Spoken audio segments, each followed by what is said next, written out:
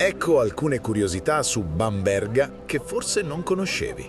Bamberga è soprannominata la Roma di Franconia, perché proprio come Roma è stata costruita su 7 colli. L'intera città vecchia è stata riconosciuta Patrimonio Mondiale dell'Umanità dall'UNESCO, grazie al suo centro medievale splendidamente conservato, che riflette l'architettura di diverse epoche, romanica, gotica, rinascimentale e barocca, in modo unico in Germania. Il vecchio municipio, Altes Rathaus, è il monumento più pittoresco e fotografato di Bamberga. La curiosità è che per marcare il confine tra la proprietà vescovile, sulla collina, e quella borghese, sulla riva, i cittadini decisero di costruirlo nel mezzo del fiume Regnitz, su un'isola artificiale creata con palafitte. Inoltre, le sue facciate sono decorate con magnifici affreschi trompe-l'œil che creano un effetto tridimensionale sorprendente. Bamberga è celebre non solo per la sua storia, ma anche per la sua tradizione birraria unica. È l'unica città al mondo a produrre la celebre Rauchbier, una birra scura e intensa, il cui malto viene essiccato su un fuoco di legno di faggio.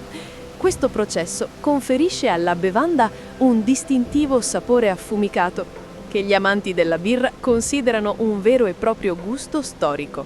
Il Roseto non è un semplice giardino pubblico, ma è un'oasi barocca creata nel XVIII secolo e situata sulla sommità del colle della nuova residenza Neue Residenz. Dalle sue aiuole, che contengono migliaia di rose profumatissime, si gode la vista panoramica più spettacolare e completa sull'intera città vecchia di Bamberga.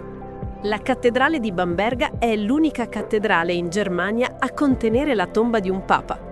Al suo interno riposano infatti l'imperatore Enrico II e sua moglie, l'imperatrice Cunegonda, entrambi i santi, insieme a Papa Clemente III. Quest'ultimo, prima di diventare papa, era stato vescovo proprio di Bamberga. Morì nel 1047 e la sua sepoltura qui è un fatto di eccezionale importanza storica e religiosa per la città.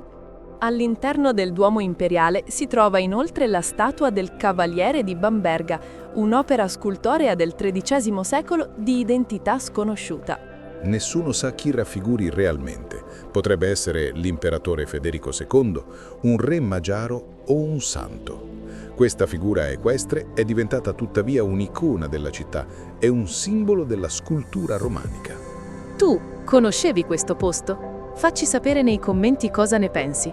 Non dimenticare di seguirci per altri video dei luoghi che visitiamo lungo il nostro viaggio alla scoperta dell'Europa e non solo.